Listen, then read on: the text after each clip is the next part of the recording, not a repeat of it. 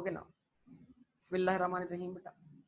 तो उम्मीद करते हैं जनाब आपने होमवर्क कंप्लीट किया होगा और कुछ होमवर्क मैंने डिस्कस भी किया आपसे रिकॉर्डिंग से पहले। ओके ना, उसके बाद आज जो मैं कुछ डिस्कस करने जा रहा हूँ वो क्या आपके सामने देखिए।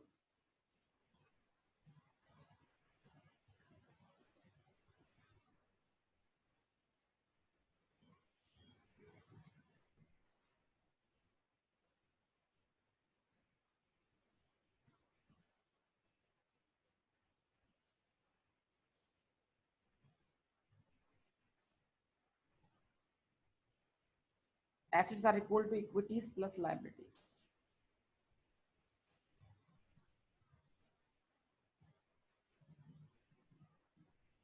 ठीक है, asset are equal to equities plus liabilities.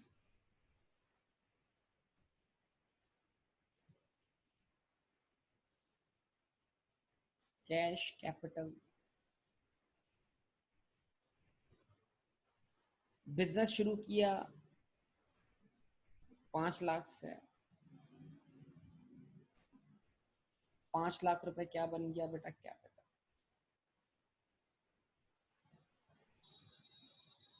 ठीक है, अच्छा जी, क्या परचेज किया, इन्वेंट्री परचेज की। सर इन्वेंट्री परचेज की 2 लाख की।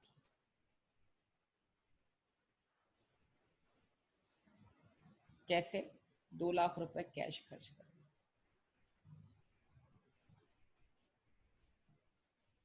ऐसे ही बेटा, जवाब दें। अच्छा, अब जरा मैं जो स्टेटमेंट लिखने जा रहा हूं उस स्टेटमेंट को समझिएगा। Sold half inventory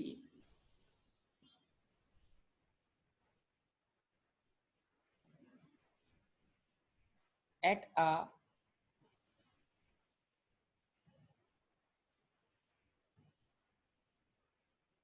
markup of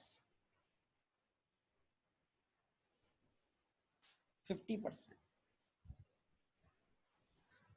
कहता है आधी इन्वेंट्री बेच दी कितने मार्कअप पर, 50% पर। जवाब देंगे बेटा आप लोग, इसको समझाएंगे आप मुझे क्या लिखा है मैंने। Sold half inventory at a markup of 50%। जवाब दीजिए।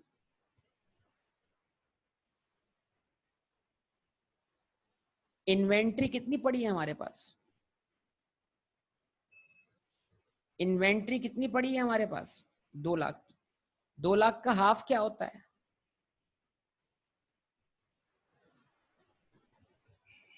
डिस्काउंट नहीं ऑफर किया। 2 लाख का हाफ क्या होता है, लाख होता है। तो इन्वेंट्री में से लाख रुपए की इन्वेंट्री बेच दी, 2 लाख में से लाख रुपए की इन्वेंट्री बेच दी, लेकिन कितने प्रॉफिट पे बेची, 50%। तो आप मुझे इसकी सेलिंग प्राइस निकाल के बता सकते हैं।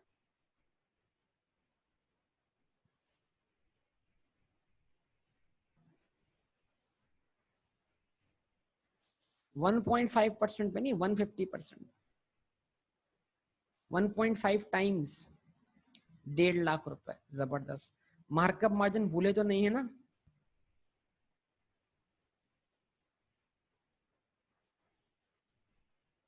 ठीक है, गुड। अच्छा, इसका इफेक्ट क्या हुआ जरा देखिएगा।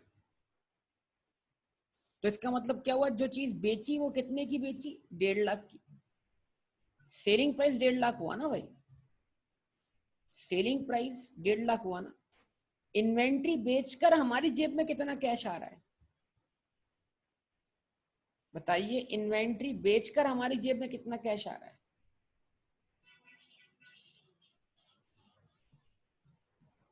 50 नहीं, cash gross amount, gross inflow, profit थोड़ी पूछ रहा हूं। इन्वेंट्री बेचकर हमारी जेब में कितना कैश आ रहा है, बेचकर कितना आ रहा है, 1.5 लाख आ रहा है। तो इट मींस दैट 1.5 लाख का ग्रॉस इनफ्लो हुआ, 1.5 लाख से कैश इंक्रीज हो गया। ऐसे ही। तो इस कैश के इंक्रीज होने की वजह क्या है? बिजनेस का ऑपरेट करना, गुड्स का सेल करना।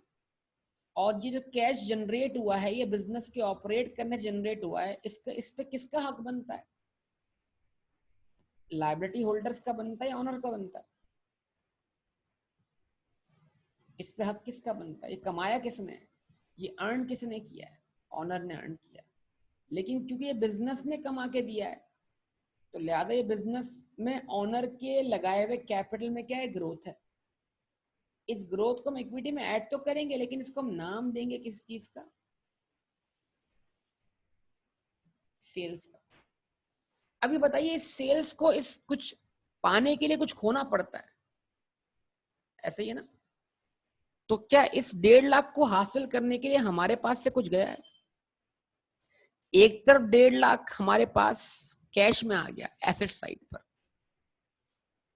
एक तरफ 1.5 लाख हमारे पास एसेट साइड पे कैश में आ गया।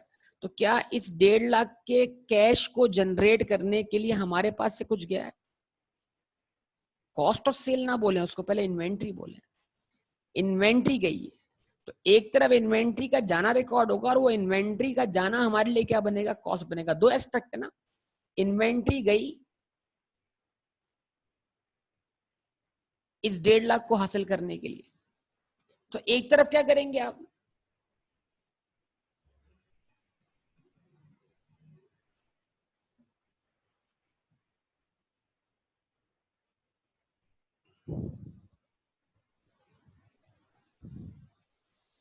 एक तरफ क्या करेंगे आप? इन्वेंट्री में से ₹1,00,000 माइनस कर देंगे। ऐसा ही जवाब दें, प्लीज जवाब दें सब लोग। एक तरफ क्या करेंगे? इन्वेंट्री में से ₹1,00,000 माइनस कर देंगे। सही है। तो ₹1,00,000 अब सुनिएगा, जिन जिन को कंफ्यूजन हो सकता है या स्टिल कोई सवाल हो तो मैं क्लियर करना चाह रहा हूँ सारी बातों को। ₹1,00,000 माइनस करने का मतलब ये कि अब ये इन्वेंट्री मेरे पास नहीं है, गोडाउन में अब ₹1,00,000 की इन्वेंट्री नहीं पड़ी हुई। ₹1,00,000 से कल तक मेरा एसेट था, अब ये ₹1,00,000 से मेरा एसेट नहीं है। कल तक मेरे पास 2 लाख की इन्वेंट्री थी, अब उसमें से ₹1,00,000 की इन्वेंट्री नहीं है। तो फिर ये इन्वेंट्री चली गई, बिक गई, और ये इन्वेंट्री जाने से जो मेरी जेब में ग्रॉस इनफ्लो आया था, जो मेरी ग्रोथ हुई थी इक्विटी के अंदर, वो ग्रोथ क्या हो गई? नेट हो गई। कि यार ये डायरेक्ट मैंने ₹1.5 लाख नहीं कमा लिया, इस 1.5 लाख को कमाने के लिए मेरे पास से भी जो कुछ गया है, जो गया है वो मेरी कॉस्ट ऑफ सेल है, और उसको मैं बतौर कॉस्ट ऑफ सेल के माइनस करूंगा इस सेल में से, ताकि इस इन्वेंट्री को बेचकर नेट रिजल्ट क्या होगा? इस इन्वेंट्री को बेचकर जो नेट रिजल्ट होगा वो कितना होगा? ₹50,000, जो मेरी इक्विटी का पार्ट बनेगा। लॉजिकली बात समझ में आती कि नहीं आती? बताइए बता। आप इसको दो एस्पेक्ट्स में देखें कि inventory is no more, inventory अब नहीं है। जो इन्वेंट्री अब नहीं है इसका मतलब ये होगा कि जो 1.5 लाख मेरी जेब में आए हैं वो 1.5 लाख मैंने ग्रॉस 1.5 लाख नहीं कमा लिए, बल्कि उस 1.5 लाख को हासिल करने के लिए मैंने कुछ बेयर किया है, मैंने कोई कॉस्ट बेयर की है, मुझे इन्वेंट्री देनी पड़ी है। तो एक तरफ तो इन्वेंट्री का देना रिकॉर्ड कर रहा हूं, और वो इन्वेंट्री अब मेरी जेब पे क्या बन गई है? कॉस्ट बन गई है। दूसरा क्या कर रहा हूँ? उसको कॉस्ट के तौर पर रिकॉर्ड कर रहा हूँ, ताकि मेरे बिजनेस ने क्या कमाया, 5 लाख नहीं ना, 50,000 है। मैं यही तो कह रहा हूं कि कोई तो वजह होगी मैं इसको नेट नहीं करवा रहा हूँ शिजा। मैं जानबूझ के 2 स्टेप करवा रहा हूँ, ये तो मैं आप लोगों को समझा रहा हूँ। मैं कल बॉब वाले क्वेश्चन में ये तो पूछा था इतनी देर से आप लोगों से कि क्या आप लोगों ने डायरेक्ट नेट लिख दिया है? मैं बोल रहा था नहीं, जैसा मैंने करवाया वैसा करें, कोई तो वजह होगी इसकी जब मैं नेट नहीं करवा रहा। बताइए। ये जो मैं नेट नहीं कर रहा, मैं भी तो नेट कर सकता हूँ, मैं भी तो टाइम सेव कर सकता हूँ अपना। मैं इसको 2 स्टेप में क्यों कर रहा हूँ? तो कोई ना कोई लॉजिक तो होगी, कोई ना कोई रीजन तो होगा, किसी ना किसी बात का आगे से लिंक तो होगा। मैं तो चाहता हूं कि आपकी अकाउंटिंग की सारी इमारत जो हो वो इसी इक्वेशन की बेस पे खड़ी हो। मुझे आगे चल के कॉन्सेप्ट चेंज ना करने पड़े अगली बात समझाने के लिए। अब मैं बताऊं आपको होता क्या है।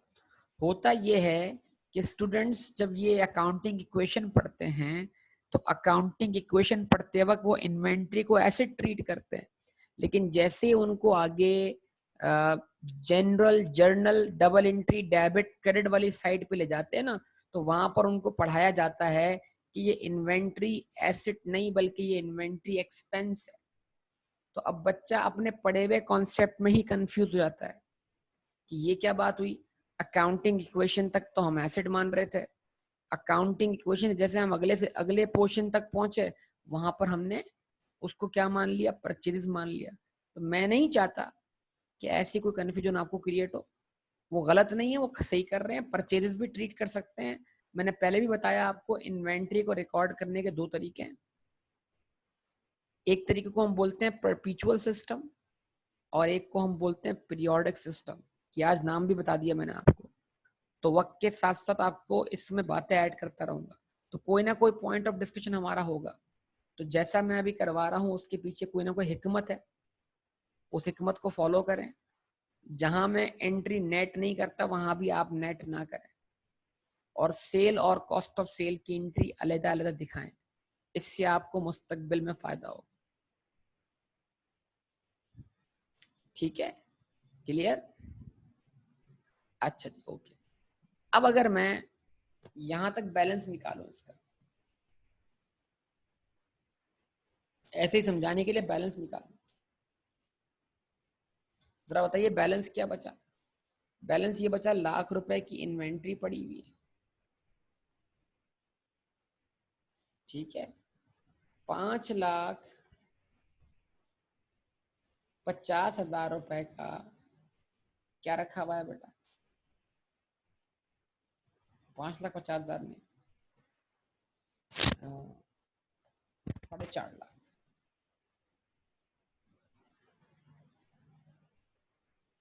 4.5 लाख का क्या रखा हुआ है? कैश रखा हुआ है। और 5,50,000, 5,50,000 का हमारे पास क्या है? कैपिटल है। ऐसे ही जवाब देंगे। अब आप क्लियर देखें, इनिशियल इन्वेस्टमेंट कितनी हुई थी? 5 लाख। अब वो ग्रो करके कितनी हो गई है? 5,50,000। तो हमारे पास जो एसेट साइड पर 5,50,000 के एसेट हैं, कल तक वो 5 लाख के एसेट्स है, अब वो 5 लाख से ग्रो करके, वो 5 लाख से ग्रो करके कितने हो गए हैं? 5.5 लाख के एसेट हो गए। अगर 4.5 लाख कैश और ₹1,00,000 इन्वेंट्री का सम किया जाए तो वो सम कितना बनता है? 5.5 लाख ही बनता है ना। तो कल तक इनिशियली पहली ट्रांजैक्शन और लास्ट ट्रांजैक्शन को कंपेयर कीजिए जरा। तो इसका मतलब क्या हुआ? हमारे एसेट्स में ग्रोथ हुई कितने से? 50,000 से। हमारा बिजनेस ग्रो कर गया 50,000 से। तो ये 50,000 से जो ग्रोथ हुई है किसके हैं? किससे बिलोंग करते हैं? ये किससे बिलोंग करते हैं? ये बिजनेस के ऑनर से बिलोंग करते हैं, जब भी तो हमने इसको इक्विटी में ऐड किया था, जब भी तो ये इफेक्ट इक्विटी का पार्ट बना बेटा। समझे बात सब लोग बेटा? तो ये सेल में से कॉस्ट ऑफ सेल माइनस करने का कॉन्सेप्ट समझा रहा हूं मैं, ठीक है? अच्छा जी, okay.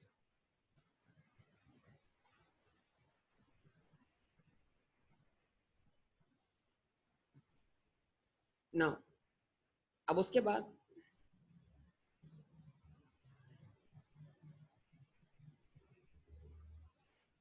Sold inventory,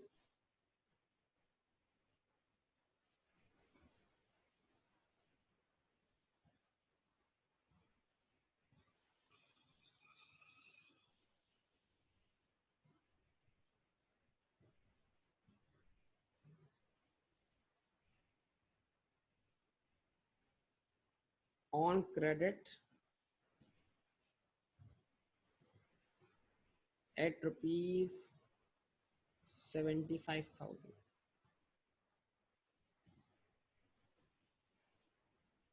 eight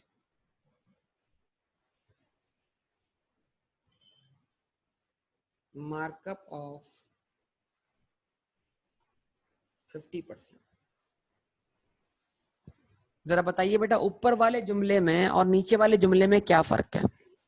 inventory बेची उधार पर कितने की? 75,000 की। कितने मार्कअप पर? 50% पर। क्या मतलब?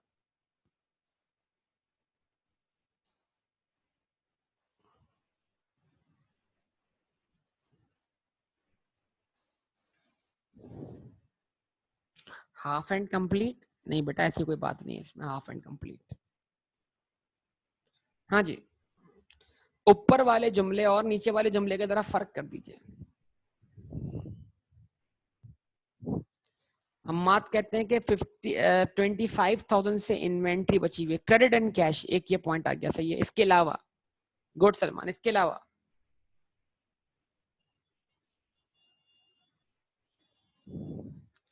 75,000 की इन्वेंट्री का 1.5 टाइम्स। आप लाइन को दोबारा पढ़िए गौर से।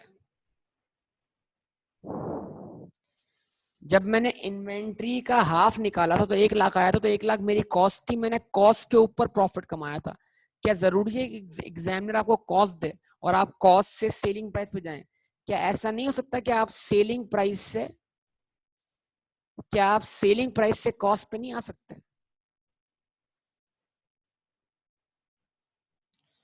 क्या ये 75,000 आपको सेलिंग प्राइस के तौर पे दिखाई नहीं देता बेटा?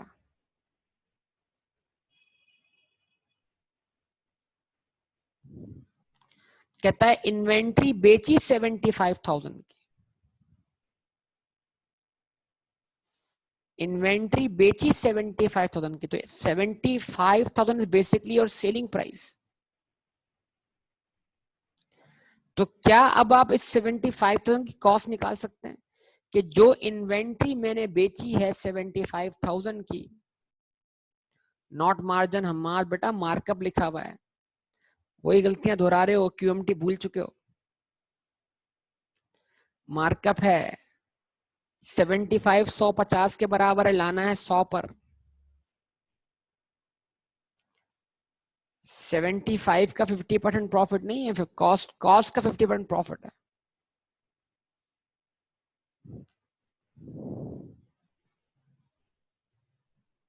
समझे बात या नहीं? हाँ, अगर मार्जिन बोलते तो क्या करता है, 75,000 का 50% निकाल लेता। इसका मतलब क्या होता है, अगर 75,000 सेलिंग प्राइस थी तो इसका 50% कॉस्ट होता है, 50% प्रॉफिट होता है, लेकिन मार्जिन थोड़ी है, तो मार्कअप है। यस, कॉस्ट कितनी है? 50,000। Very good. अब इसका क्या इफेक्ट होगा यहाँ पर?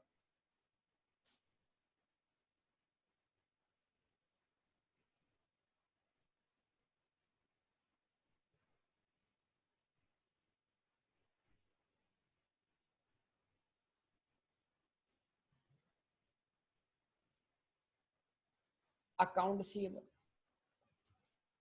जरा बताइए, अकाउंट सीएबल क्रिएट हुआ कितने से? 75,000। यानी आपका राइट टू रिसीव स्टैब्लिश हुआ। गलत सलमान, बेटा सलमान गलती कर रहे हो। आपका राइट टू रिसीव स्टैब्लिश हुआ 75,000 से। सवाल इस राइट टू रिसीव स्टैब्लिश होने की वजह क्या है? आपने गुड्स बेची। तो एक तरफ आपने अकाउंट रिसीवेबल बढ़ाया, एक तरफ आपने राइट टू रिसीव की वजह से, राइट टू रिसीव की जो वजह थी वो क्या था? गुड्स का बेचना। और गुड्स का बेचना आपके लिए क्या है? रेवेन्यू।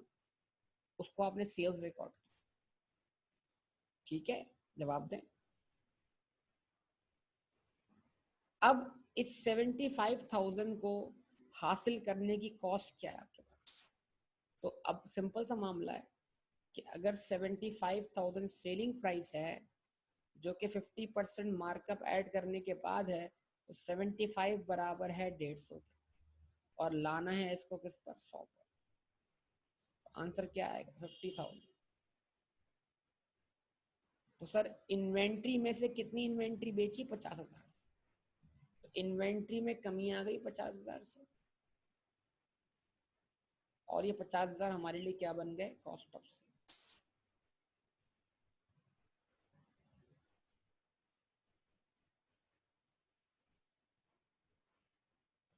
इस इन्वेंट्री को हासिल करने की कॉस्ट? जवाब दें बेटा। क्या ऐसे ट्रांजैक्शन समझ में आती है बेटा आपको जिसमें मार्कअप और मार्जिन का यूज हो?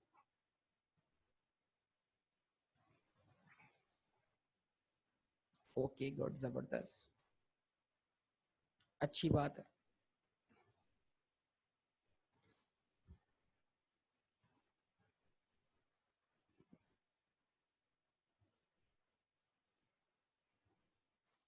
हमने सेकंड वाले में हाफ हाफ तो अब उसमें मेंशन नहीं था, इत्तेफाक से वो हाफ है।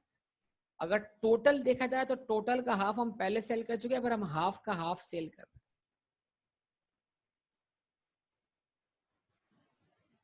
ठीक है, चलें, गुड, जबरदस्त, बहुत अच्छी बात है। ठीक है जी, तो ये मैंने आपके सामने कुछ डिस्कस किया। अब मैं इस डिस्कशन की बेस पर आपको ले जाना चाहता हूँ एक क्वेश्चन की तरफ। अच्छा, आप मार्कअप हो मार्जिन हो या आपने फेस करना है? क्या आप फेस कर लेंगे? हो सकता है कहीं पे मार्कअप हो और कहीं पे मार्जिन हो। अच्छा ये बताइए, मार्कअप का मतलब क्या होता है? प्रॉफिट परसेंटेज ऑन कॉस्ट, ऐसे ही है। और मार्जिन का मतलब क्या होता है? Profit percentage on sales. Yes, आपको पूरी क्लास में पढ़ाया है बेटा मार्कअप मार्जिन। रिश्ता याद होगा ना, रिश्ता, ननियाल और ददियाल। भूल तो नहीं गए? लगता है भुला दिया सब कुछ आप लोगों ने।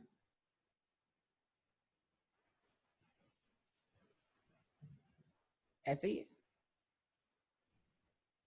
चले बेटा, गुड। अच्छा जी, अब मतलब, और अगर मार्जिन हो तो मतलब क्या है? प्रॉफिट ऑन सेलिंग प्राइस है, ऐसा ही है, profit as a percentage of selling price. लेकिन बात दफा मार्कअप और मार्जिन का लफ्ज धोखा देता है ना। अब लफ्ज आया मार्जिन, आगे लिखा मार्जिन ऑन कॉस्ट, तो मार्जिन ऑन कॉस्ट मतलब, जब मार्जिन मतलब प्रॉफिट, ऑन कॉस्ट मतलब markup, margin on cost markup ही होगा। और बात जगह क्या लिखा होता है? Markup on sales. बात जगह क्या लिखा होता है? Markup on sales. अगर मार्कअप ऑन सेल्स लिखा हो तो मतलब क्या होगा? मार्जिन होगा।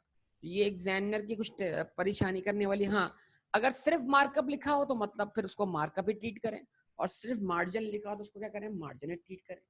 ये सारी बातें आप जानते हैं। चलें, अगर ये सारी बातें जानते तो अब हम देखते हैं एक नया क्वेश्चन हम फेस करते हैं।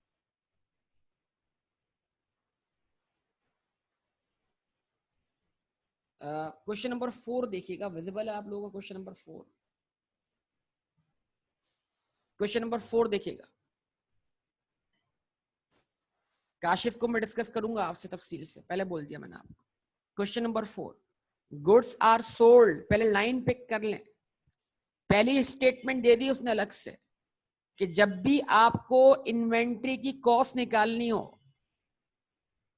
तो आप इसको इस्तेमाल करें, goods are sold at margin of 50%। तो ये मार्जिन है, मार्कअप है? बताइए, ये मार्जिन है, मार्कअप है? खामोशी छा गई।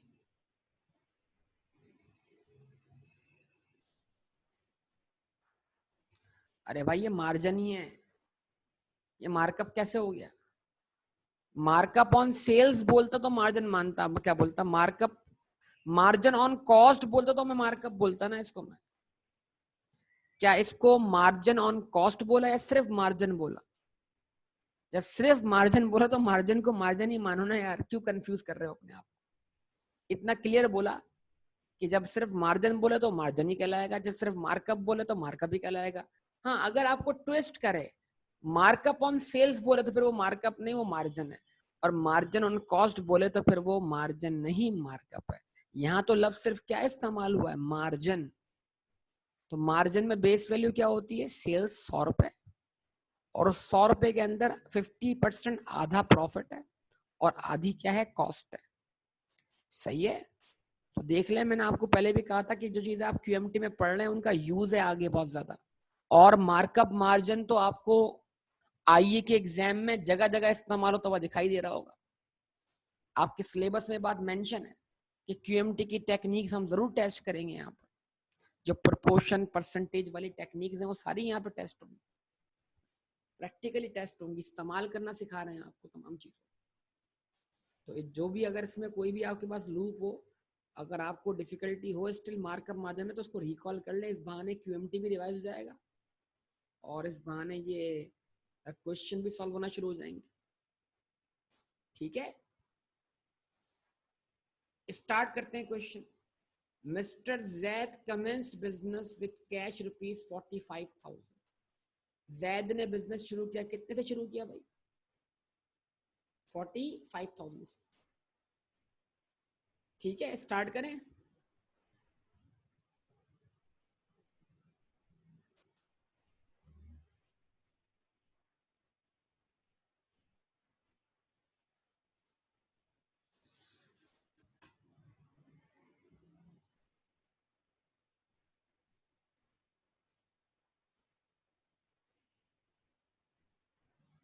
Assets are equal to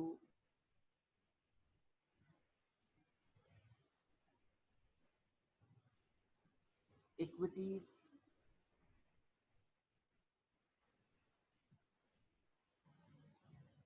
plus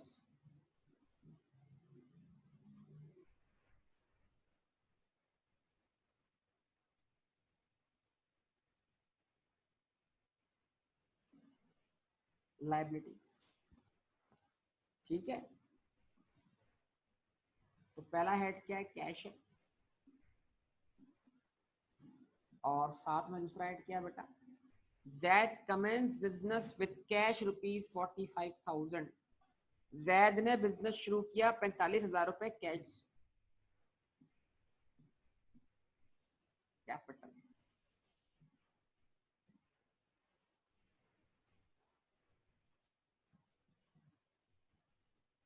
Zaid ने कितना अमाउंट इन्वेस्ट किया? 45,000 और कैपिटल 45,000। ठीक है, जवाब दें। ऐसा ही है, स्टार्ट लिया हमने इसका। Next transaction, open bank account by cash ₹25,000। क्या किया? बैंक अकाउंट ओपन किया कितने से? 25,000 रुपए से। ओके जी,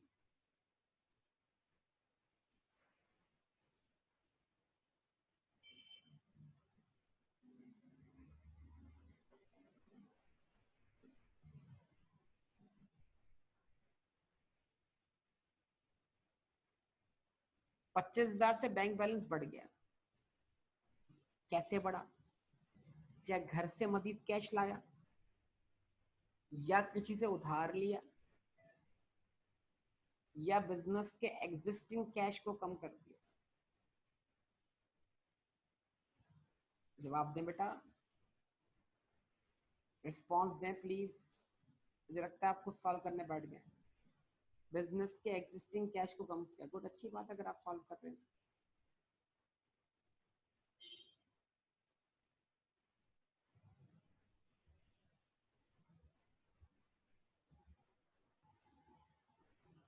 ठीक है जी, उसके बाद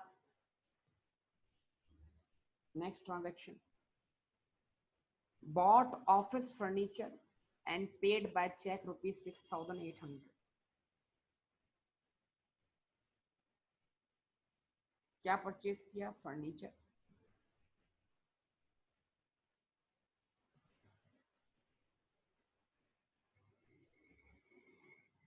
कितने का फर्नीचर परचेज किया? 6,800 का। तो कहां से आया फर्नीचर 6,800 का? कहां से आया फर्नीचर 6,800 का? 6,800 का फर्नीचर कहां से आया? जवाब दीजिए।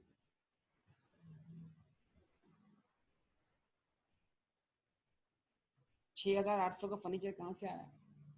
उधार पे लिया, घर से लाया, या बिजनेस के बैंक बैलेंस का इस्तेमाल किया? बैंक बैलेंस का इस्तेमाल किया। तो बिजनेस के बैंक बैलेंस में 6,800 की क्या आ गई? कमी आ गई। ऐसा ही जवाब दें।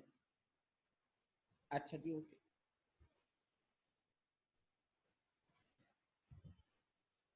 अगले पेज पे चलते हैं। बॉट गुड्स, गुड्स मतलब on account from Rehan. Goods का मतलब क्या हुआ? चीजें खरीदी। तो चीजें का मतलब क्या है? चीजें, गुड्स बोले, मर्चेंडाइज बोले या इन्वेंट्री बोले, बात एक ही।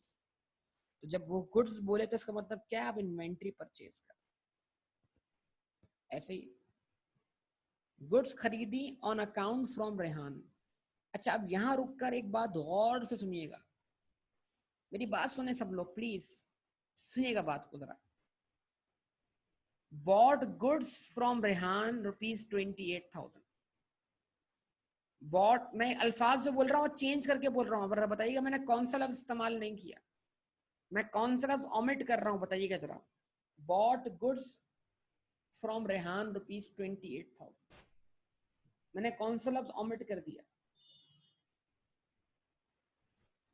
On account. तो अब इसका मतलब क्या, उसने गुड्स खरीदी रेहान से कितने की? 28,000। अब यही समझा रहा हूं, ऑन अकाउंट लिखने का मतलब देखिए, ऑन अकाउंट लिखा हुआ होना जरूरी नहीं है।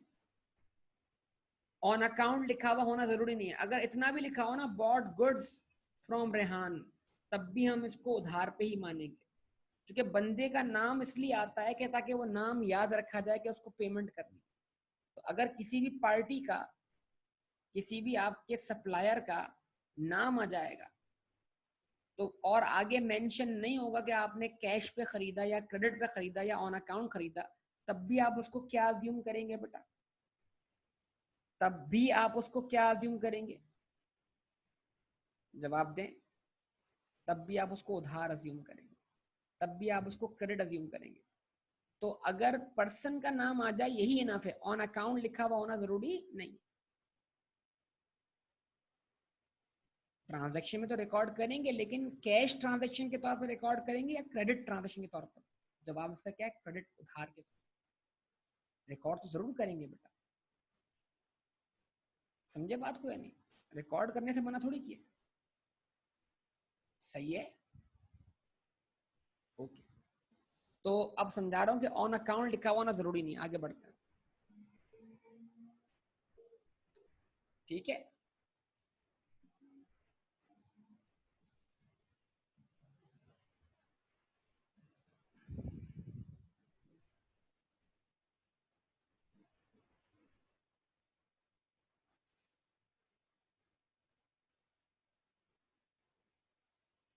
इन्वेंट्री कितने की परचेज की थी? 28,000।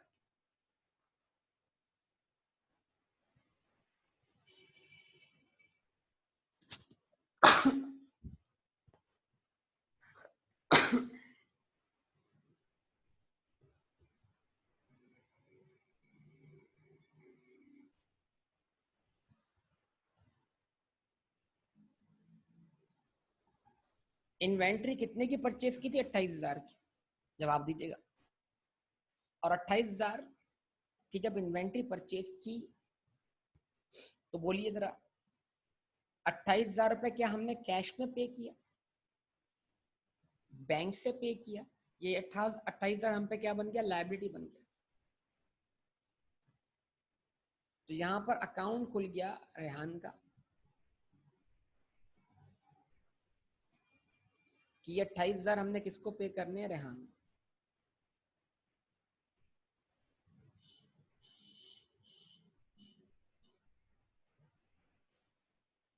सही। अब एक सवाल का जवाब दीजिए बेटा,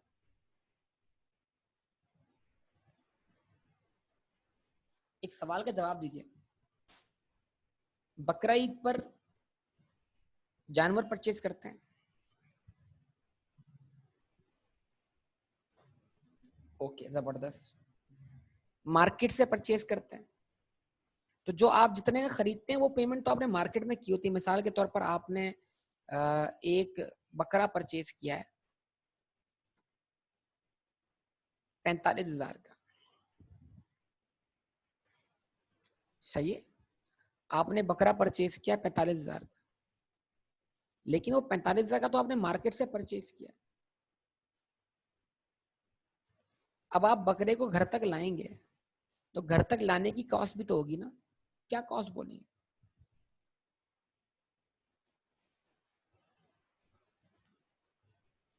बकरे को घर तक लाने की कॉस्ट भी तो होगी ना। ट्रांसपोर्टेशन कॉस्ट है, जबरदस्त। ट्रांसपोर्टेशन कॉस्ट है, किराया। गुड, जबरदस्त, वेरी गुड। अच्छा, तो तवज्जो सुनिएगा दर बात। मिसाल के तौर पर वो जो बकरे को मार्केट से बाहर निकालते हैं उसके लिए कोई कमीशन वगैरह देते हैं, वो 500 रुपये आपने दिया, उसके बाद 500 रुपये किराया लगा लें, तो घर तक पहुंचकर बकरा कितने का पड़ा आपको? 1,000 रुपये और खर्च हो गया आपसे। 46,000 का या 45,000 का? 46,000। चलें, अब एक बात और करते हैं आपसे, एक एग्जाम्पल और लेते हैं आपसे। अच्छा, एसी परचेज किया आपने, एसी परचेज किया आपने, ठीक है, एसी वाली दुकान से, इलेक्ट्रॉनिक की शॉप से आपने एसी परचेज किया 50,000, ठीक है। तो क्या वो 50,000 का एसी वहीं पड़े पड़े चलना शुरू कर देगा? वहीं से हवा आपके घर तक पहुंच जाएगी या आपके बिजनेस तक, आपकी शॉप तक पहुंच जाएगी? उसको ट्रांसपोर्ट करके लाना पड़ेगा ना घर पर, यस और नो? तो दुकान से उठा के लाना पड़ेगा। मान लीजिए 1,000 रुपये और खर्च हो गए दुकान से घर तक लाने के लिए या शॉप पर लाने के लिए। चलिए भाई, एसी घर पे आ गया आप, तो घर पर भी आके चलना शुरू हो जाएगा या उसको इंस्टॉल करना पड़ेगा? तो जैसे ही एसी ने ठंडी हवा देना शुरू की, फिटिंग कॉस्ट और इंस्टॉलेशन कॉस्ट निकाल लें। तार वार लगा लिया होगा आपने, तार मतलब यानी कि फिटिंग वाला तार, दूसरा वाला तार मत समझिएगा, ठीक है। तो आपने इंस्टॉलेशन वाले को दिए 4,000 रुपए,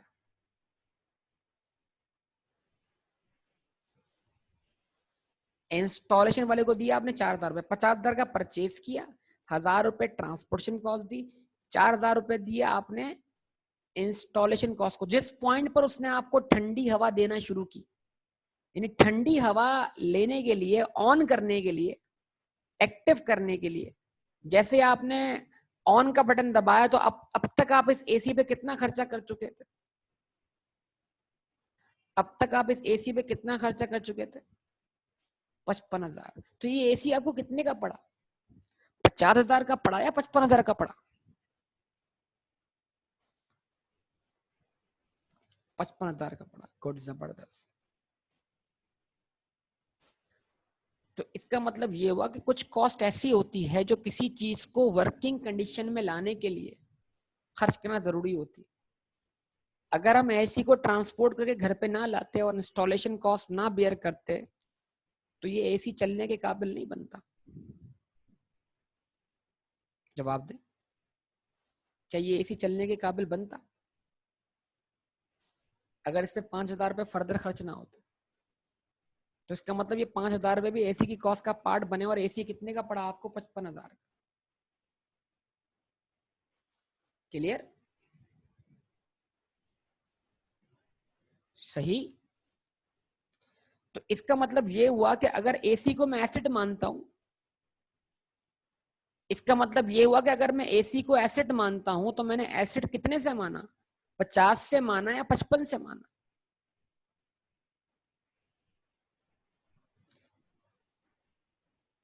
तो इसका मतलब ये हुआ कि मैंने ट्रांसपोर्टेशन कॉस्ट, इंस्टॉलेशन कॉस्ट को भी उसी एसी की कॉस्ट का हिस्सा माना और उसे एसेट के तौर पर क्या कर दिया? रिकॉग्नाइज कर लिया।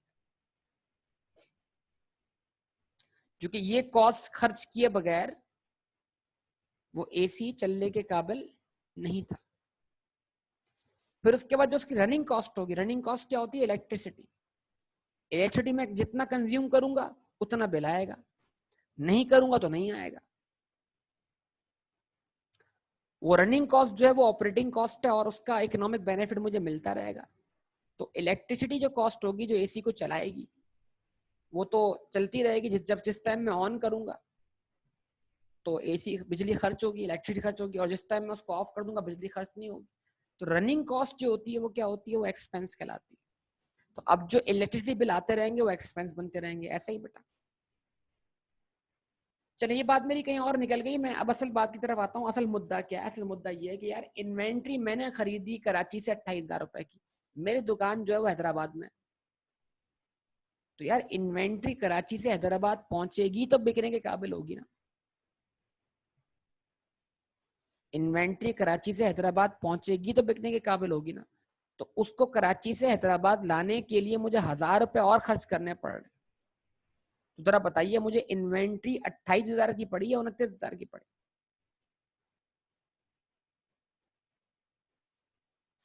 29,000 की।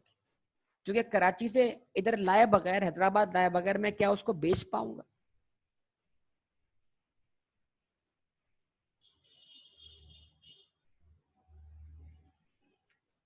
तो अब जो मैं आपको समझाने जा रहा हूं उसको पिक कीजिएगा। There are two types of transportation cost.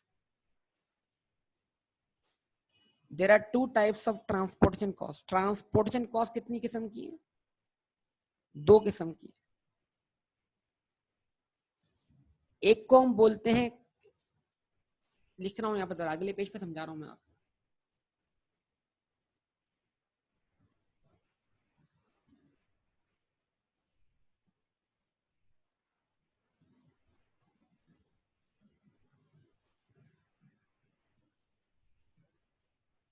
Transportation cost,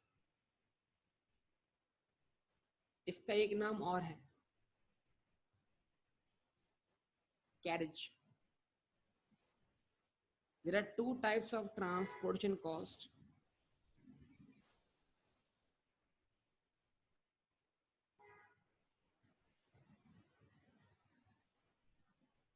inward,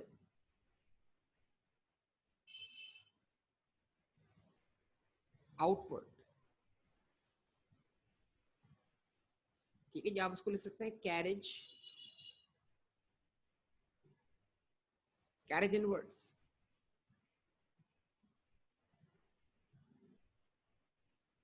carriage outwards. जवाब दें। Carriage inward, carriage outwards. There are two types of transportation cost, one is called carriage inward. अगर मैं जो इन्वेंट्री खरीद रहा हूं तो इन्वेंट्री मेरी तरफ आ रही है, मैं बायर हूं इन्वेंट्री का, तो इन्वेंट्री मेरी तरफ आ रही है, तो इन्वेंट्री आने की कॉस्ट अगर मैं बेयर कर रहा हूं, इन्वेंट्री ट्रांसपोर्ट होने की कॉस्ट मैं बेयर कर रहा हूं, तो इन्वेंट्री मेरी तरफ आ रही है, उसको मैं बोलूंगा कैरेज इनवर्ड। यानी कोई चीज खरीदने के लिए जो ट्रांसपोर्टेशन कॉस्ट इनकर होगी उसको बोलूंगा कैरेज इनवर्ड। एसी खरीदने के लिए ट्रांसपोर्टेशन कॉस्ट खर्च की, वो भी कैरेज इनवर्ड था। अभी इन्वेंट्री खरीदने के लिए ट्रांसपोर्टेशन कॉस्ट खर्च कर रहा हूं, मेरा बिजनेस जो खर्च कर रहा है वो भी कैरेज इनवर्ड था। जवाब दे, यस और नो। Carriage inwards.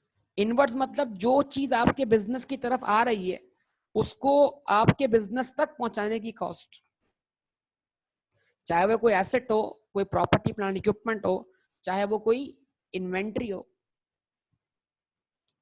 अच्छा, अब एक है कैरेज आउटवर्ड्स। अब एक है कैरेज आउटवर्ड्स।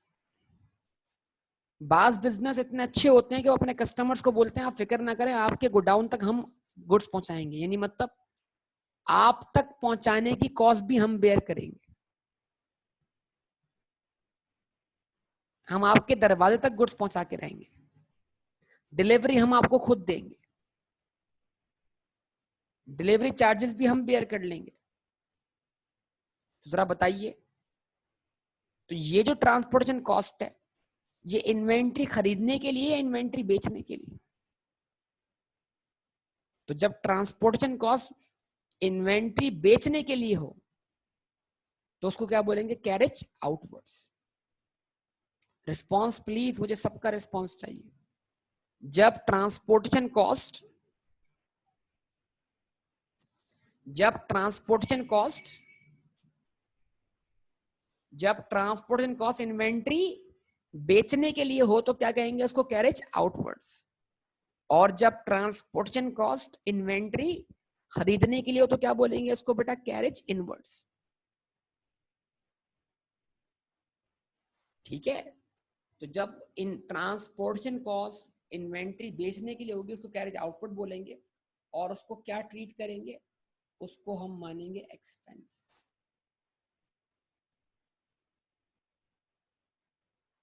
क्या मानेंगे, एक्सपेंस मानेंगे। ठीक है, क्या मानेंगे, एक्सपेंस मानेंगे। ठीक है,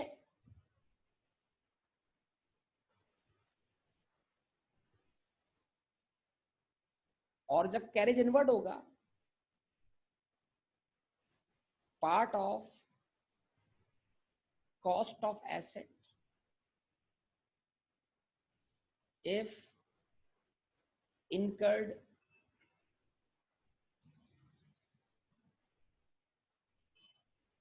to transport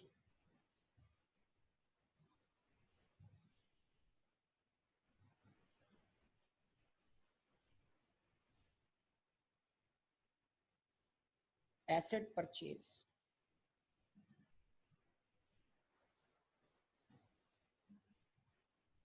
otherwise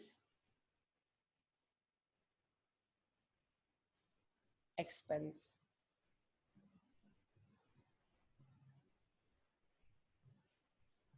हाँ जी, तो कैरेज इनवर्ड जो है वो एसेट की कॉस्ट में ही ऐड होगा अगर वो एसेट को ट्रांसपोर्ट करने के लिए खर्च हुआ है।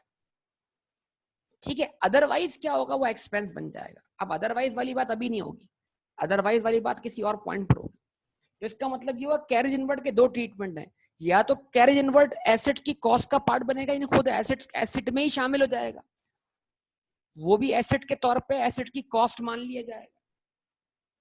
ठीक है बेटा, या फिर कैरेज इनवर्ड को आप एक्सपेंस मान लेंगे। तो इसका मतलब कैरेज इनवर्ड के दो ट्रीटमेंट है, या तो कैरेज इनवर्ड एसेट की कॉस्ट का पार्ट बनेगा अगर वो एसेट को ट्रांसपोर्ट करने के लिए, और अगर वो एसेट को ट्रांसपोर्ट करने के लिए नहीं है, अदरवाइज है, तो अदरवाइज क्या करेंगे, उसको एक्सपेंस मानेंगे।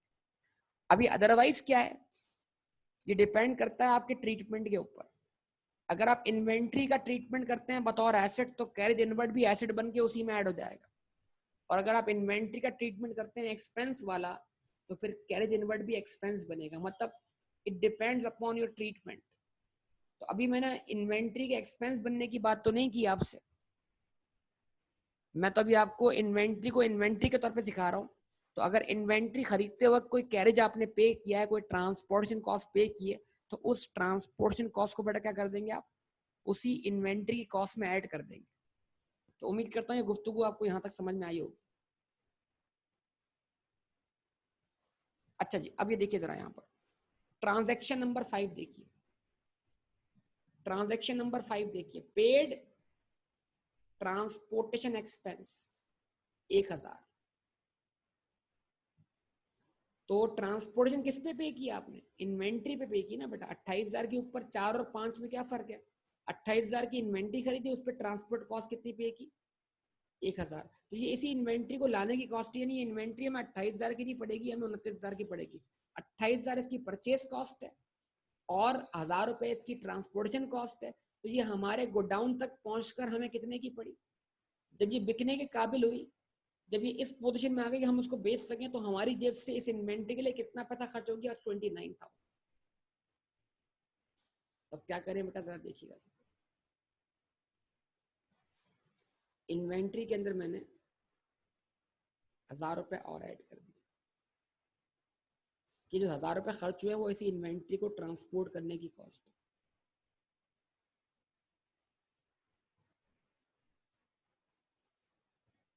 और 1,000 रुपए से मैंने कैश क्या कर दिया, माइनस कर दिया। ठीक है, इस तरह जब 28 में 1,000 ऐड हो गए,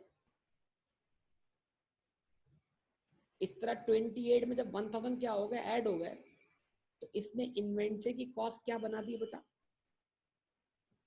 सब लोग रिस्पॉन्स, सब लोग बताइए बताइए जरा, इसने इन्वेंट्री कॉस्ट क्या बना दी, सब लोग बोलिए, सब लोग। 29,000। क्लियर?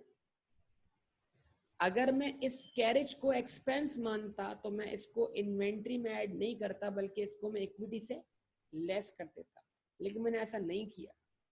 और ऐसा क्यों नहीं किया, इसके पीछे मैंने आपको अभी तवील कॉन्सेप्ट समझा दिया है कि कैरेज इनवर्ट के 2 ट्रीटमेंट है। ठीक है, तो अब अगली ट्रांजेक्शन की तरफ बढ़ते हैं आगे जरा बेटा। आगे देखिए बेटा,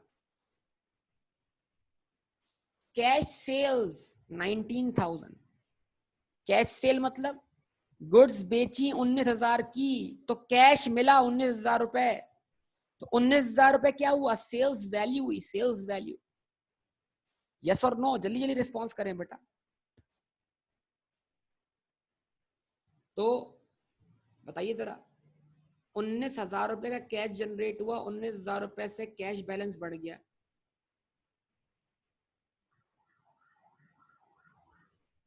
बताइए 19,000 रुपए जनरेट होने की वजह क्या थी? गुड्स का बिकना, जिसको हम अकाउंटिंग में क्या बोलते हैं? सेल्स बोलते हैं। ये 19,000 कैश आने की वजह क्या है? गुड्स बेच के आए, सेल्स होने की वजह से है। और सेल्स ने क्या कर दिया? हमारी इक्विटी को बढ़ा दिया। लेकिन क्या ये 19,000 प्योर आपकी जेब में आ गए, या इसको हासिल करने के लिए आपके पास से भी कुछ गया है? ये 19,000 प्योरली आपकी जेब में आ गए या आपके पास से भी कुछ गया है? तो गया क्या है? इन्वेंट्री गई है। अब उस इन्वेंट्री की कॉस्ट कैसे मालूम करें? उसके लिए क्वेश्चन ने क्या दिया आपको? मार्जिन दिया है कि भाई 19,000 अगर सेलिंग प्राइस है, 19,000 अगर सेलिंग प्राइस है और इसमें 50% आपका प्रॉफिट है, तो 50% क्या हुई? आपकी कॉस्ट हुई ना एसेट। मार्जिन दिया, मार्जिन। और मार्जिन किस पे होता है? सेलिंग प्राइस पे होता है। तो 19,000 अगर सेलिंग प्राइस है तो बेस वैल्यू ये हो गई 100 रुपए।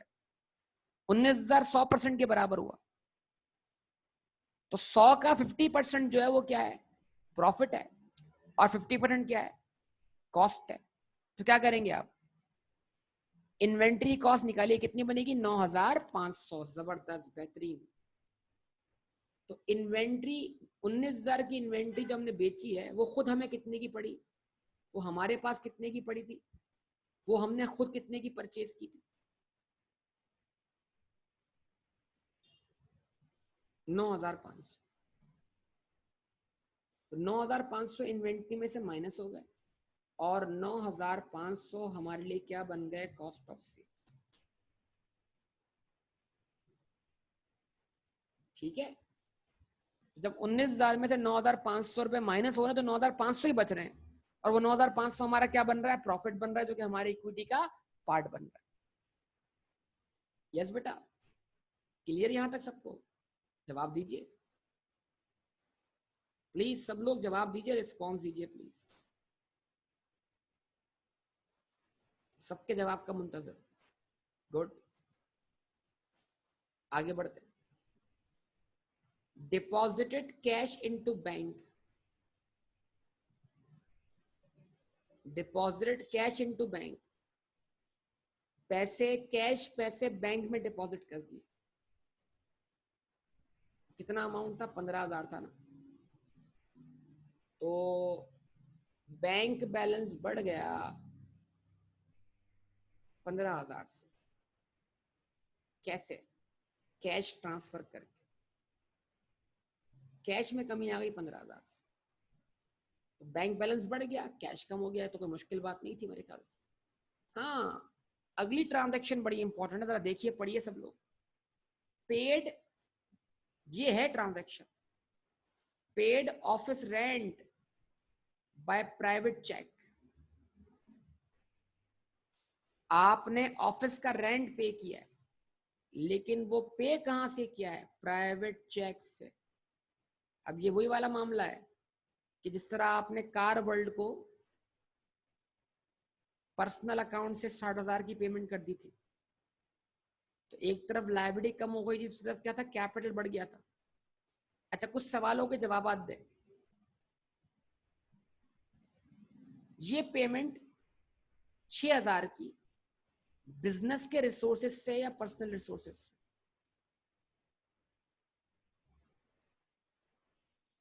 ये पेमेंट 6,000 की बिजनेस के रिसोर्सेज से या पर्सनल रिसोर्सेज से? पर्सनल रिसोर्स से। गुड। अब एक और सवाल का जवाब दें, ये पेमेंट पर्सनल रिसोर्स से तो है, लेकिन ये बिजनेस के लिए है या पर्सनल काम के लिए? पेमेंट जरूर पर्सनल रिसोर्स से हुई है, लेकिन पेमेंट हुई किसके लिए? बिजनेस के लिए। तो क्या इस ट्रांजैक्शन को रिकॉर्ड करें? क्या इस ट्रांजैक्शन रिकॉर्ड करें? तो रेंट हमारे लिए क्या है? रेंट हमारे लिए क्या है? जो हम रेंट पे कर रहे हैं, एक्सपेंस। अब जरा देखिएगा, आपके सवाल के जवाब। तो मैं यहां पर 6,000 रुपए माइनस कर रहा हूं, क्योंकि रेंट हमारा एक्सपेंस है। तो जो रेंट एक्सपेंस हमारा है 6,000 रुपए, उसने हमारी इक्विटी कम कर दी। जवाब दें प्लीज। लेकिन क्या इस 6,000 के लिए मेरे बिजनेस से कोई कैश गया? क्या इस 6,000 के रेंट एक्सपेंस के लिए बिजनेस से कोई कैश गया? नो। क्या ये 6,000 मुझ पे लायबिलिटी बन गए? ये 6,000 एक्सपेंस हो गया, लेकिन मैंने देने अभी भी, कोई लायबिलिटी वाला कॉन्सेप्ट बन गया? जवाब दें। लायबिलिटी तो नहीं बना, क्योंकि ये तो मैं पेमेंट कर चुका हूं।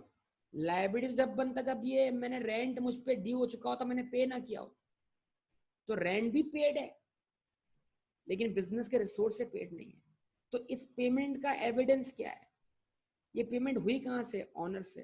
तो एक तरफ तो 6,000 रुपए क्या कर रहा है, बतौर एक्सपेंस आपकी इक्विटी कम कर रहा है, लेकिन क्योंकि इस पेमेंट को आपने फाइनेंस किया है घर से, ऑनर ने पे किया इसको, तो इसका एविडेंस क्या होगा? कैपिटल।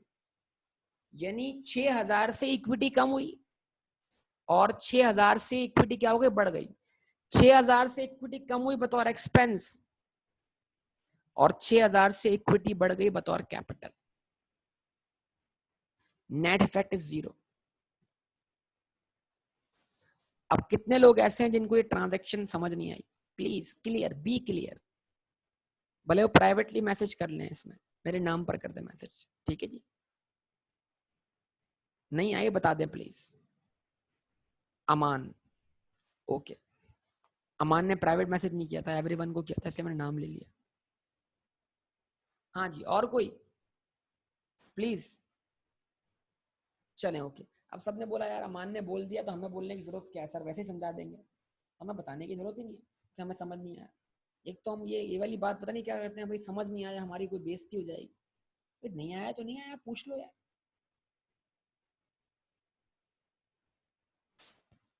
इस तरह सोचें। रिपीट कर रहा हूं, इस तरह सोचें। देखो सोचने का तरीकाकार है। इस तरह सोचे, हम घर से 6,000 रुपए पहले कैश लाए।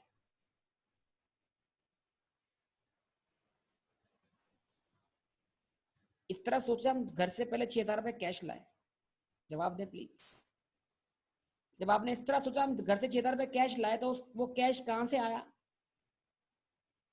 वो कैश कहां से आया? ऑनर के घर से आया। एविडेंस क्या रिकॉर्ड हुआ? कैपिटल।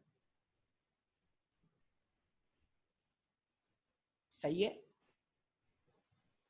फिर 6,000 रुपए खर्च हो गए आते ही।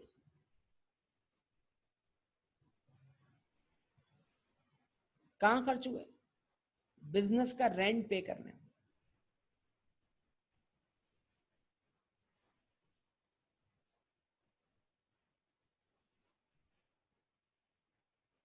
तो कैश का घर से आना और जाना कैंसिल। कैश का घर से आना और जाना कैंसिल। 6,000 रुपए आए भी और चले भी गए, पता नहीं लगा। जवाब दे। तो नेट, अब ये इफेक्ट क्या बचा? इफेक्ट यही बचा ना कि 6,000 से आपका कैपिटल बढ़ रहा है, और 6,000 से आपका एक्सपेंस बन के आपकी इक्विटी क्या हो रही है? कम हो रही है।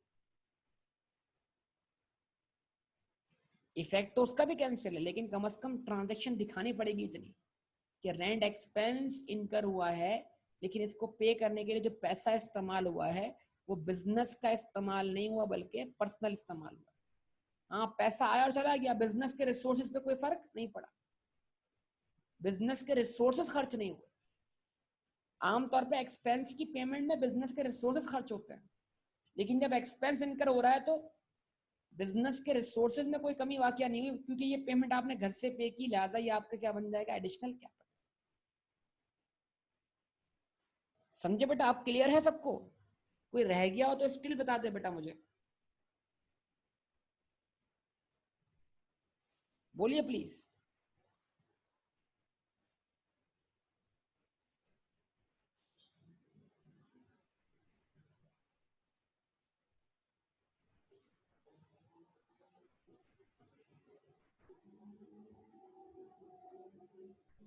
ठीक है, नाउ आगे अगली transaction, sold goods on cash. Goods बेची कितने कैश पर? 15,000। जवाब नहीं मिला आपकी तरफ से बेटा। गुड्स बेची कितने की? 15,000 की।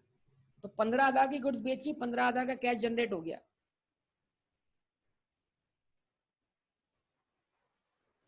ऐसे ही।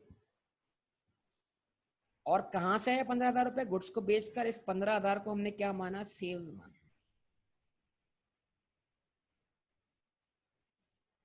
ठीक है, अब ये 15,000 तो सेलिंग प्राइस है, तो ये 15,000 की चीज तो मैंने बेची है। ये खुद मैंने कितने की परचेज की थी? ये 15,000 वाली चीज जो मैंने 15,000 की बेची है, ये मैंने, ये मेरी इन्वेंट्री में इसकी वैल्यू क्या है? तो चीज 15,000 की बेच के मैंने कितना प्रॉफिट कमाया है? 50% मार्जिन। तो इसका मतलब क्या हो? 50% इस 15,000 में 50% मार्जिन है, 50% कॉस्ट है। तो 15,000 का 50% निकाल लीजिए, कितना बनेगा? 7,500। तो 15,000 की जो चीज मैंने बेची है वो इन्वेंट्री में मेरे पास कितने की रखी हुई है? 7,500। और ये इन्वेंट्री में सब मेरे पास से चली गई, तो ये 7,500 मेरे लिए क्या बन गया? Cost of sales.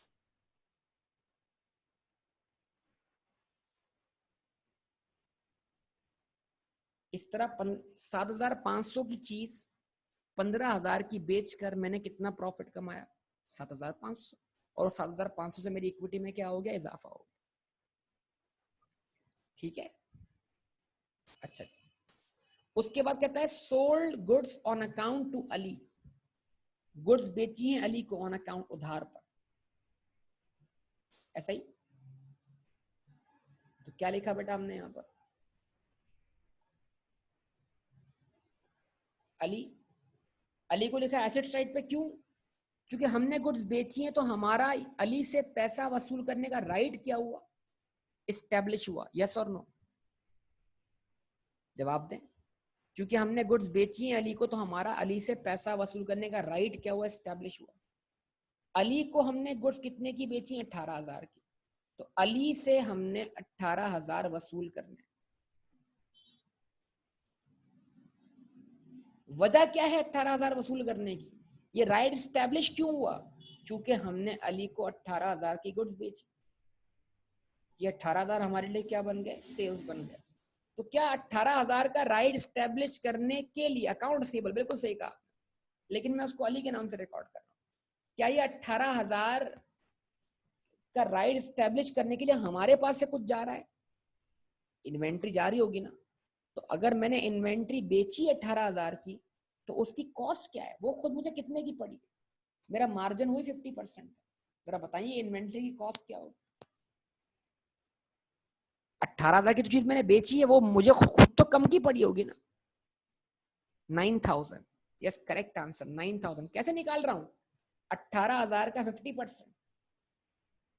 18,000 में 50% जो है वो प्रॉफिट है, 50% क्या है? कॉस्ट है। क्या कर दूं? इन्वेंट्री में से 9,000 माइनस कर दूं, और इस 9,000 को क्या मान लूं? कॉस्ट मान लूं। ठीक है, डिवाइड बाय 2 नहीं, 18,000 मल्टीप्लाइड बाय 0.5, या 18,000 divide by 100, 18,000 divide by 100 multiply by 50। 18,000 selling price है, और सेल का प्रपोर्शन मार्जिन वाले केस में 100 के बराबर है। 50 उसमें मार्जिन, 50 उसमें कॉस्ट है, तो डिवाइड बाय 100 मल्टीप्लाइड बाय 50, या 1 माइनस आई वाला फॉर्मूला। 1 में से 0.5 मार्जिन माइनस कर दिया और उसको मल्टीप्लाई कर दिया सेलिंग प्राइस से, तो कॉस्ट मिल जाएगी। फॉर्मूला याद है आप लोगों को?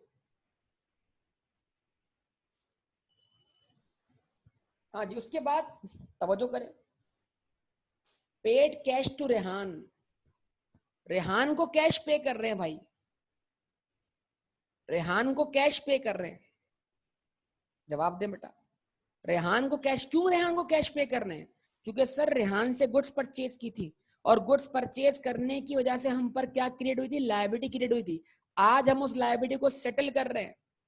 There is present obligation as a result of past obligating event, the settlement of which results an outflow of economic resources। ये मैं पढ़ता रहूंगा, ये दिमाग में बैठ जाएगा इंशाल्लाह। तो क्या हुआ जनाब, 10,000 रुपए खर्च हुए कैश में से। कहाँ गए 10,000 रुपए? अच्छा, 10,000 रुपए हमने पे किए, किसको? रेहान को। तो उससे क्या हुआ? लायबिलिटी सेटल हो गई। लायबिलिटी में कमी आई 10,000 रुपए से, लेकिन कैसे? अकेले नहीं आई। जब भी लायबिलिटी सेटल होगी, इकोनॉमिक रिसोर्सेज में क्या आएगी? कमी वाकया होगी। ऐसा है कि नहीं, बोलिए।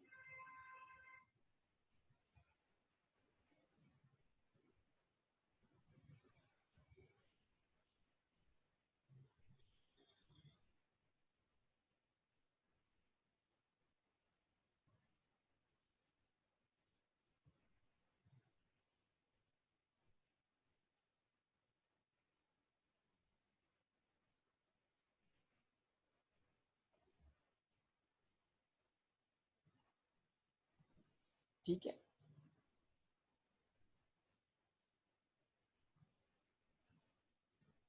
ऐसा ही है बेटा, बताइए। अच्छा जी, अब आगे।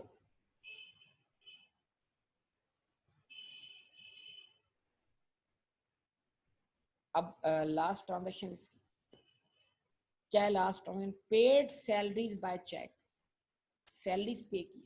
ओके जी, सैलरीज पे की,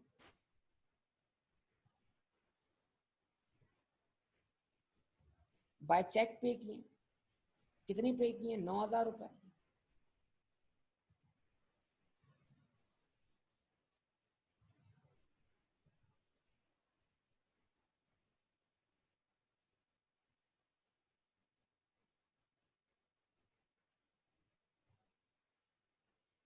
ठीक है जी, 9,000 रुपए सैलरी पे की है, बाय चेक पे की है।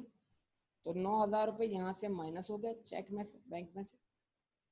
और ये 9,000 रुपए कहाँ खर्च हुए? सैलरी पे करने में। लिहाजा सैलरी हमारे लिए क्या? एक्सपेंस है। एक्सपेंस क्या करेगा? हमारी इक्विटी को कम कर दे। ऐसा ही है। तो आप इसको टोटल कर लेंगे बेटा खुद ही, लाजमी, और करके मुझे बताएंगे टोटल क्या आया। बल्कि करवा दें अभी टोटल, एक काम करें आप लोग, इसका जरा टोटल करवाइएगा मुझे बता सकते।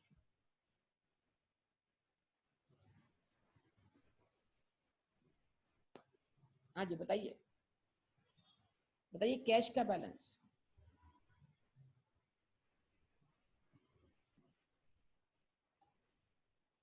कैश का बैलेंस बोलिए। 45,000 minus 25,000 minus 1,000 plus 19,000 minus 15,000 plus 15,000 minus 10,000। बताइए, 28,000 कंफर्म?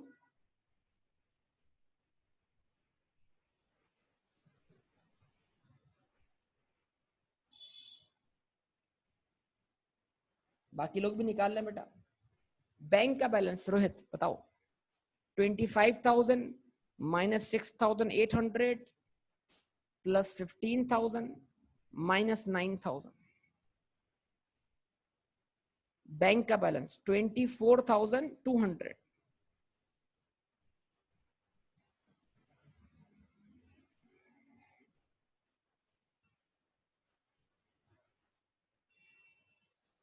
फर्नीचर 6,800 ही आएगा। अली का बैलेंस 18,000 ही आएगा। अच्छा जी, अब जरा बताओ इन्वेंट्री का balance. Inventory 28,000 plus 1,000 minus 9,500 minus 7,500 minus 9,000 कितना बचा? 3,000।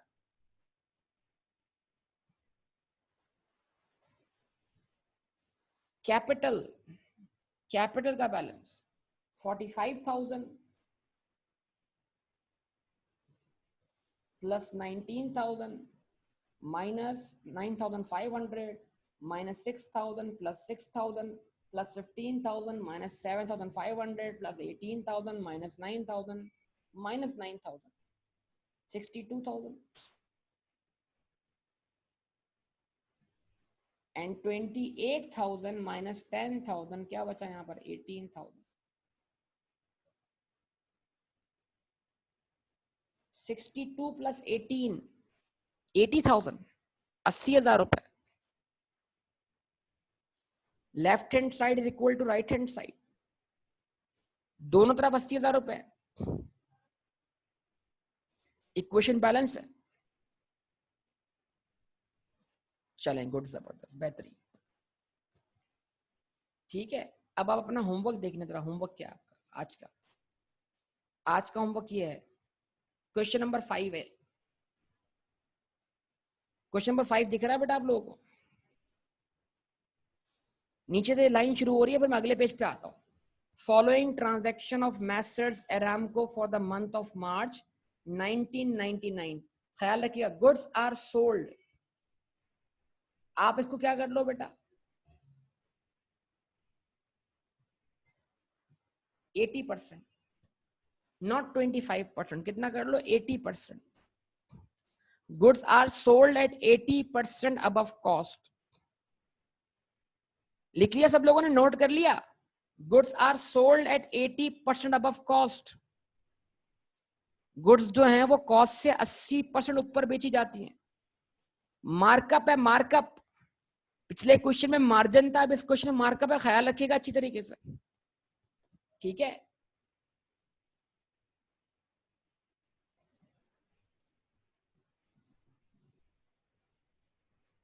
इस 25 को चेंज कर लेंगे सब लोग।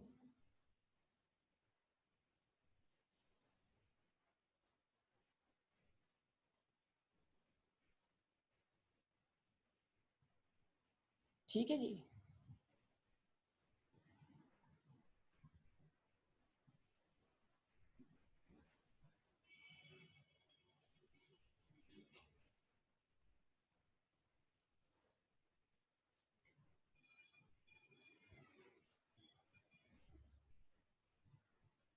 अगले पेज पे क्वेश्चन आपको दिख रहा है, इसको नोट करना जरा। ये सारी ट्रांजैक्शन है क्वेश्चन नंबर 5 की। क्वेश्चन दिख गया आपको? 1 से लेके 17 तक, 1 से लेके 17 तक।